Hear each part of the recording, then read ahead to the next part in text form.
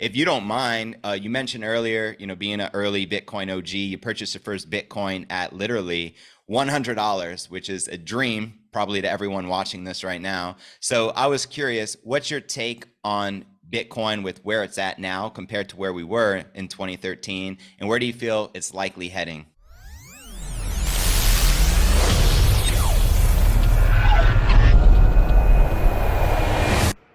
Yo, what's good, crypto fam? JV here with a very special interview episode. We got a special guest in the house, the co-founder of Panther Protocol, Oliver Gale. How you doing today, bro? Hey man, I'm good. How you doing? Fantastic. The market is pumping, so you gotta love it. We just hit yearly highs for, Bitcoin and many of the cryptos. Ether just surpassed 2,000, so I'm having a grand old time. Why don't we start by introducing yourself, how you got started in crypto, and how you came to start become a co-founder in Panther Protocol. Yeah, so my name's Oliver Gale. I've been in crypto since 2013. I co-founded the first Caribbean Bitcoin exchange called bit.com, BITT.com, and that company went on to secure the first commercial contract to build CBDCs. We launched the first CBDC prototype on Bitcoin as a colored coin, which was the competitive protocol to Omni Protocol, which was Mastercoin before it was renamed. This is before Ethereum was launched, so there was no other smart contract or mechanism other than these rudimentary alt L1 chains, and really like you could call them L2s to Bitcoin. So we did that and then secured some contracts to build central bank digital currencies, and that company is doing well. It has a Nigeria contract, a contract across 8 Caribbean territories, and a bunch of commercial banking contracts. So during that time, I was, product visionary for things like mobile wallets, ATM networks powered by Bitcoin, cryptocurrency wallets, point of sale systems for cash in, cash out using digital dollars, which were issued on Bitcoin. And so in 2018, I left as CFO and president of that company and set up my own venture studio called Base 2. And Base 2 has sort of been a co-incubation or incubation partner for a number of protocols. And when I came together with Dr. Anish Mohammed in early 2020, he and I aligned on the concept of the need for privacy in DeFi and Web3. And one thing led to another. We ended up founding Panther Protocol in sort of summer 2020. And so here we are. Nice. So you're a true Bitcoin OG, crypto OG. You've been around, early adopter. You mentioned CBDCs when you got started earlier on. What led you to working in that select niche? Was it government contracts, or why were you working on developing that? Yeah, it's a good question. So when we set up the Bitcoin exchange, first we had banking in Barbados. We were multi-currency. We had an offshore bank as well in Cayman. So we're serving all the currency pairs. And this was like 2014, 2015, 2016, that sort of 3-year time span. So it didn't take long for us to lose Cayman banking. And then shortly thereafter, we did the largest Series A round of a tech company in the Caribbean with Overstock and Dr. Patrick Byrne.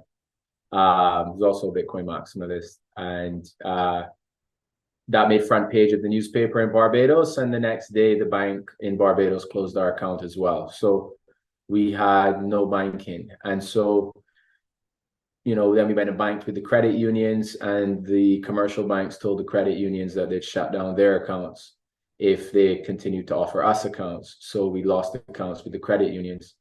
Then in speaking to the correspondent banks in the US, they were sort of anti-crypto and would openly acknowledge that for a small island developing state, losing correspondent banking is equivalent to sanctioning the country, and that is something that they were prepared to do. So we met with all of the regional banks, something called the Caribbean Association of Bankers, and they all universally either had no appetite for crypto and Bitcoin, or their appetite was subject to correspondent banks keeping their accounts. So the way correspondent banking works is if you have like a national bank and that bank needs a US dollar facility, it has to establish a Vostro account with the correspondent. So that bank has an account at the correspondent for US dollars, which is why when you sometimes wire, you'd see intermediaries. If your bank that's banking you as a bank says, I'm going to close your account unless you close that client's account, you do it, or you lose your entire book of business for, say, US dollars. So that was the political landscape. So when we looked around, it was like the only way we can service cryptocurrency demand in the Caribbean is if we work with the central bank, because central banks fundamentally care about economic stability and growth. And so we argued, hey, blockchain technology, Bitcoin, cryptocurrencies have accountability, transparency, decentralization, plus the economic growth is clear to see when you look at the market growth and all the metrics around things like Bitcoin and altcoin markets. This is exactly what you need. And we happen to convince the first central bank globally that, in fact, our thesis was right. So we started prototyping, and the vision was digital cash issued on unstoppable ledgers with bearer instruments and compliance systems. What ended up being like demanded by the central bank and all central banks is these sort of centrally controlled systems. And further, there's been zero innovation in the space of central bank digital currency since my co-founder and I left that space in 2017. We sort of started the space and then deployed the pilot, got the contracts, established the vision, left for other reasons. And I look back on an industry 6 years later and there's zero innovation. Any sensible central bank digital currency should enforce as a day one standard privacy.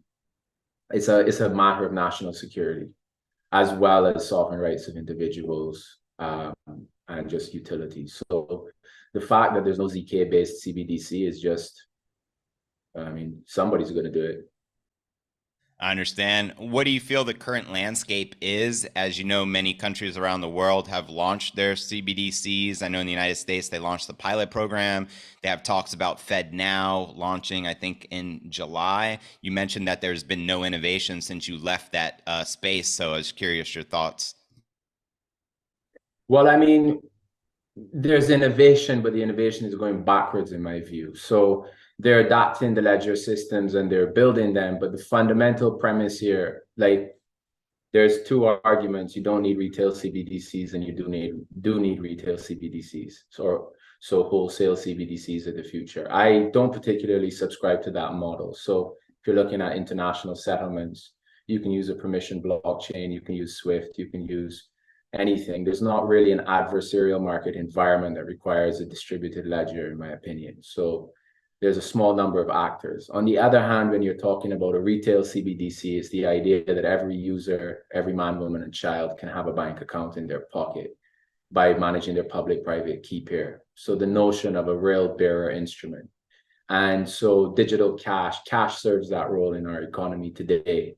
And so the real opportunity here is to enable the unbanked to be better banked by offering them a bearer instrument, which serves as legal tender, which then removes all of the counterparty risks and the things that we see happening with stable coins. So nobody's doing that because it represents a loss of, at least it's either no one's arguing it and actually putting forward the logic effectively, or there's a disincentive to do it because it undermines sort of this authoritarian and centralized hierarchy where what would add tremendous value to every economy would be private digital cash, which is a controversial notion for some. But if you look at the economic utility and the ability to engage in commerce and the role that cash plays in our society today as the most anonymous, the ultimate bearer instrument, if you will, maybe setting aside something like precious metals. This is a very important role. So, if I was in this space, that's where I would be going with it. Personally, I think it's just too slow moving and the rate of innovation is intrinsically boring. So, it was like coming out of that idea space that Panther but it's one of the emergent ideas for Panther was if we can make stablecoins private within a protocol like Panther, then you can solve this bearer instrument gap in the market. And then we generalize that framework. So, well, actually, we can make private assets, NFTs, ERC20 tokens, 1155, you name it. Fundamentally, there's a mechanism here where we can just enable private DeFi and NFT execution across any public smart contract protocol.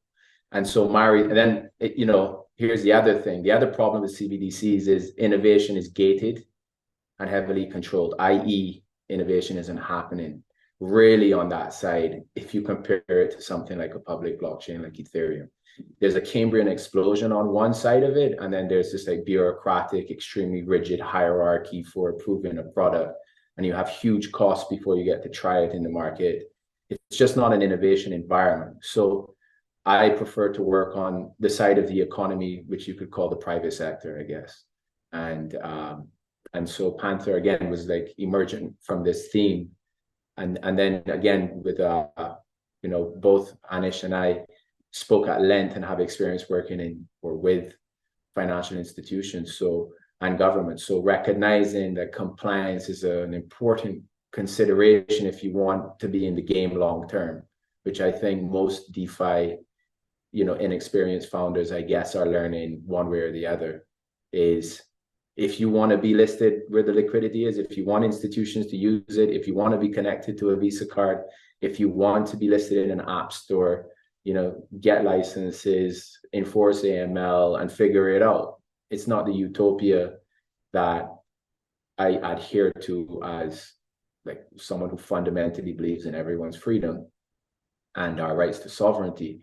That being said, it's a huge progressive step in the right direction. So, DeFi 2.0, if you call it, that does involve compliance systems and identity systems and standards. And there's a lot to play for in this industry. Awesome. And would you say that Panther Protocol was specifically engineered to usher in that institutional capital to join DeFi? And what are the risk factors? Obviously, past year, there were so many DeFi hacks. So I was curious, how would you share, what are the risks for institutions to join, and how big is that institutional market share? So the first question is, are we targeting institutions? I mean, institutions is a loaded word. Like institution might mean Goldman Sachs, BlackRock, State Street. Yeah, that's what I mean, like big corporations. Yeah, so I think like what we're targeting more accurately would be players who are self-regulated or have virtual asset service provider licenses or equivalent. Players who are active in the Web3 DeFi space, who have regulators they report to or have clearly understood legal frameworks that don't require that reporting, and see that there is an advantage for their systems and strategies to either offering their users data protection and confidential payments or their own strategies. So, any sort of decent analyst in the DeFi space working at a venture fund or a fund of any kind is looking at things like whale watching, wallet addresses, Nansen Alpha. There are dozens of tools. All of these tools are taking the alpha of some party who knows. Maybe they've done the research, maybe they have an inside information edge, maybe they have quantitative mechanisms, whatever they are, they know I should buy this or I should sell that. And essentially, if the position is a large position, they have to dollar cost average in, and essentially you've got this entire market of players who are watching these wallets, and when they see a player move, maybe they buy an allocation tranche of 25,000 US, 75,000 to go. By the time they get there, the rest of the market's piled in, their alpha's been undermined, they're paying a higher price. So that's just an example, but portfolio alpha protection and preservation is a real tool. And so the way Panther's framed is we take your asset, you deposit it to the Panther protocol. Panther issues a one-to-one equivalent called a Z asset. That's within your Z account. You have to do some onboarding to create your Z account or your Z ID.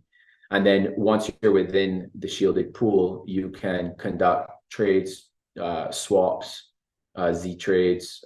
So there's like a couple of things you can do. One is a peer-to-peer transaction to a party within the shielded pool. A second is a swap through an adapter. So Panther builds adapters into existing DeFi protocols. And so we've aggregated a few dexes and we're building out that strategy. But essentially, confidential swaps are possible with external liquidity. Z bridges connect pools on different chains, so you can do cross-chain bridge transactions and swaps and connect to adapters. So really access this growing ecosystem of confidential DeFi whilst tapping into existing liquidity, which is key. This is that's one of the penny drop moments. Is we're not saying we're building a new L1 with a ZK VM and all you have to do is migrate the entire market liquidity into a new AMM and it will be as effective but private, which is essentially what 99% of privacy protocols are offering, either L1s or L2s. They're saying, build it again. What we're saying is the liquidity is there, confidentially tap into it using adapters. And so, it's, there's no volatility risk of the asset. It's one-to-one issue. There's no impermanent loss inside of Panther pools. You're not swapping one asset type for another. You're essentially either mixing privately within the pool. So it's a homogeneous asset type and you earn rewards for adding to that anonymity set.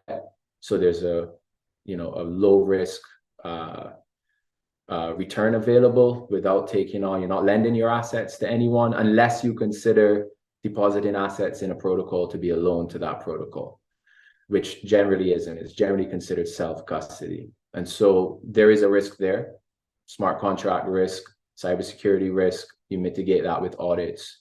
We're well audited. We continue to audit before we deploy anything. We've had no major exploits. And so the institution has to go through a fairly or the license VASP, however you refer to it, they have to go through a fairly extensive due diligence process, which ranges from reputational and political risk to compliance, AML risk, smart contract risk, and then opportunity cost of capital as well. So it's, we're seeing a lot of interest from players, large players in the crypto space that see the value in alpha preservation and being able to do things like confidential swaps or even host their own shielded pools and allow their users to transact within this whitelisted environment. And like what we're doing is just building through the steps and mitigating all of these risk measures. So, the next step is running our open beta, which is putting everything into production. And that is the precursor to version 2. In version 2, we say, right, this is the zone that is run by our DAO. Now you can acquire zone licenses and run your own zones. And all zones can bridge transactions if they want to. They can whitelist each other. They can engage in mechanisms like a gauge war to increase staking rewards across various zones, etc. So, it's pretty exciting roadmap. Sounds pretty cool. What's the timeline on version 2 that you mentioned, the beta? That's end of year. So, the tech should be ready so like the roadmap is published, but V2 it's not an absolute delivered final state. There's a whole series of progressive decentralization steps, but the concept of auctioning and licensing a zone that will arise in sort of end of Q3 of this year. Good stuff. And on the website, it mentions building on lots of different blockchains. You mentioned Elrond, Ethereum, Polygon, Flare, Avalanche, and Near. Are those all available now, or are those being worked on right now? No. So the first thing we're working on is the Polygon deployment and then the Ethereum deployment. And then we've signed these partnership agreements with various L1, L2 players. However, from our perspective, there's a meet us halfway requirement. So we've been given a grant. We've actually been funded by Near to build. And so that's a project that we're going to continue developing. We have a partnership in development with Flare. we need to work through those. And also just being pragmatic with you. Every day we need to make a decision. Am I going to pay engineering talent, which is 70-80% of our burn rate, to go and build on another L1 or L2? And if the answer is yes, it's going to be driven by there's TVL and users on that chain, there are developers on that chain. And if they're not users or developers on that chain, then there needs to be grant funding. And so, you know, our approach is your value is either intrinsic or you have to subsidize it, because our bills are very real as well. So, you know, we're not going to deploy on every single chain and incur huge maintenance costs if there's nothing happening on the chain. Makes sense. And another keyword that strikes my attention is the interoperability, which is extremely important. So your protocol allows these institutions and everything to connect into the ecosystem, right? And that's pretty brilliant, offering that. Could you touch more upon that? Yeah, so, you know, I've been having this discussion. I think there's a degree of account abstraction with Panther, which has just emerged as a new sort of, it's a technology, but it's also a narrative. When you deposit assets to the Panther protocol, you ultimately have access to the Z bridges, so you can route your transactions across chain, liquidity providing, and then with adapters as well, you can tap into other smart contracts. So in theory, it's extensible across all DeFi, across every chain. In practice, it's going to be extended really by the community and the DAO's will to these protocols that are synergistic and create, you know, the most value for our users.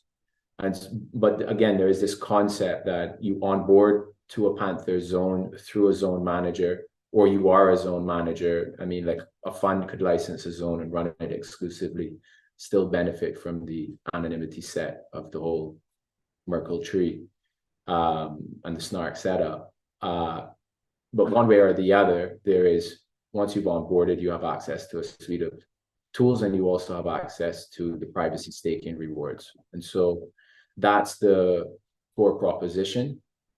And what I find comforting is that the architecture which we're arriving at to enable, you know, solving the problem of how do I allow entity number one with its own regulatory environment and licenses and compliance department, which is a human being with their own risk management policy, how do I allow them to utilize Panther protocol, and also allow entity B and C, D, and E, and F to use Panther protocol without subjecting everyone to everyone else's potential violations? I mean, if one entity conducts transactions which are sanctionable, which is what happened with Tornado Cash, these North Korean actors, hackers, were money laundering through Tornado Cash, the entire protocol is sanctioned.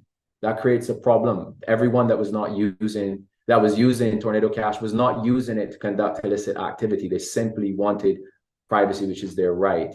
Yet you have this protocol that is now sanctioned, so it's delisted, liquidity dries up, and it becomes a bad word. So when we're thinking about these problems as well, how do you make the protocol resistant in that sense, but also sanctionable? And the answer is you create a zone architecture. So Treasury's response would be, zone manager A has violated X, Y, and Z rules or laws, and therefore zone A is sanctioned, and here are the addresses, and zone A has to deal with the enforcement action and the consequences thereof. However, zone B through Z are unaffected. So, you know, I think I've not seen any other competitive solution, any other solution in the privacy space that has an elegant solution to these type of problems. And I think we're really well positioned because we have the benefit of seeing the arc of regulatory enforcement, starting with Tornado Cash, but continuing almost every week right now. And we've been able to pivot the architecture slightly and still be able to come to market, you know, in a matter of months. Love it, bro. It's very innovative. And to find out more, would you suggest people go to pantherprotocol.io? Is that the main website you would suggest? Yeah, or panther.org. It will both will redirect you Oh, to the nice. same. Panther.org? Yeah. Excellent. Very good. And I also noticed you have a very active Telegram chat. I would encourage everyone to get involved and learn more, as well as on Twitter. And below this video, I'll include all the social media links so everyone can tap in and learn more. If you don't mind, you mentioned earlier, being an early Bitcoin OG, you purchased your first Bitcoin at literally $100, which is a dream probably to everyone watching this right now. So I was curious, what's your take on Bitcoin with where it's at now compared to where we were in 2013? And where do you feel it's likely heading? Yeah. Uh, the thesis has been holding true since 2013. So fundamentally, the idea of sound money and a payment network and a store of value were sort of the hypotheses that seem to have been enforced by the industry. And so, Bitcoin is not highly active, although one thing I find very interesting is that the amount of development happening on Bitcoin is also scaling rapidly. So obviously that's other layers that connect to Bitcoin and things like Miniscript and Taproot and so forth.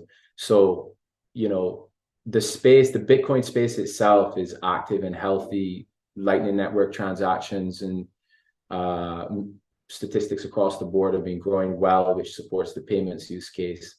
And even from a regulatory perspective, you look at SEC and CFTC stances. Bitcoin is, in some cases, the only asset that's deemed exempt from the SEC's will. Whether they're successful with other players is a different conversation, but Bitcoin sits outside of that. It's the only successful proof of work network at any scale. And I think this is the type of market now where what really excites me, set ordinals and stuff aside, is when we had SVB, Silvergate, and Signature go down, and then USDC depegged, there was a genuine conversation that started to arise by very sophisticated players and unsophisticated alike, which was, where is my money safe? In the Exactly. bank, under my mattress, in gold, or in Bitcoin?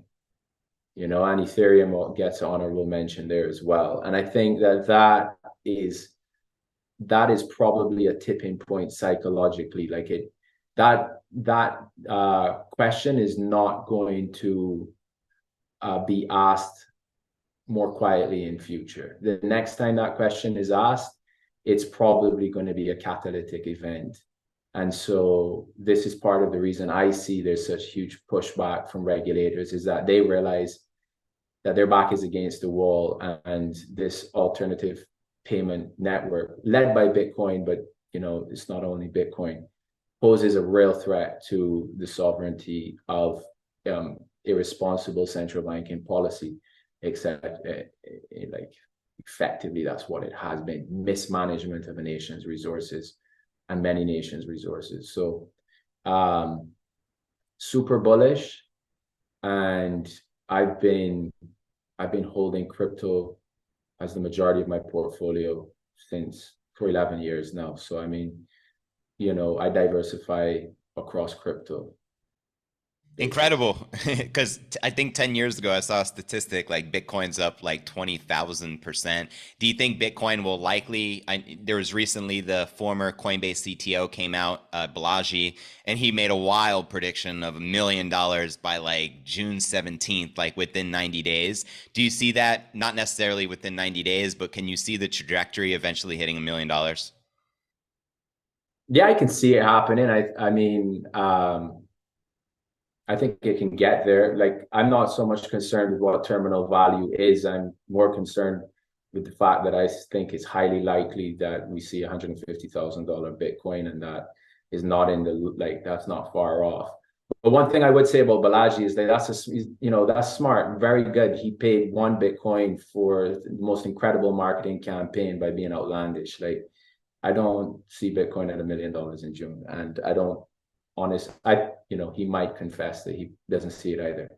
or maybe he does, and like either way, it's a win. Right on. Win-win either way. And what's your thoughts on Ethereum? Obviously, you must be very bullish on Ether as well. Ether just surpassed $2,000 for the first time in probably almost a year. So I was curious your thoughts on the future of Ethereum. Yeah, Ethereum, I think, has a bright future ahead. Again, every metric, developers, users, accounts, L2s are taking transaction load off the roadmap makes sense. Um, I think Ethereum has a very bright future ahead of it. And, sure, there's some questions about centralization and censorship resistance fundamentally, but I also think the network is so vast that this concept of being able to effectively censor Ethereum is like a moot conversation. It's not practical. It's not just who has the stake. This ecosystem is composed of millions of people and maybe tens of millions of people at this point. So, I'm very optimistic about Ethereum's trajectory as well. Good stuff. And one more prediction. The two previous halving cycles, Ether outpaced Bitcoin. Do you think Bitcoin will finally outpace Ether this cycle? Or do you think Ether will continue doing what it's been doing? I think fundamentally Ethereum is growing its intrinsic value faster than Bitcoin is. And so it's about, projections on rate of change. I don't know what time frame we're really talking about here. Like I don't really check the halving dates and stuff like that. The model One more year to the halving. One more year. right. So, there's going to be something, and the market never does the same thing twice. It rhymes, but it doesn't repeat. So who knows when the halving comes, whether the alpha will be holding it before or after the halving.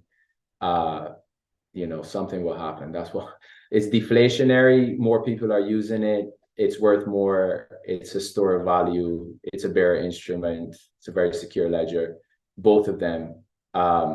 It's difficult to go wrong when you've got like a public blockchain and you can see the metrics and all the metrics say up is the way. Well said. Number go up technology to say the least. Is there anything you'd like to add before we put a bow on this, brother? Check out Panther. We're going to launch our open beta. There will be again DAO. The DAO is really responsible. Our DAO and our community is very active, as you pointed out earlier. We're constantly pushing more and more governance and tooling in the hands of the community.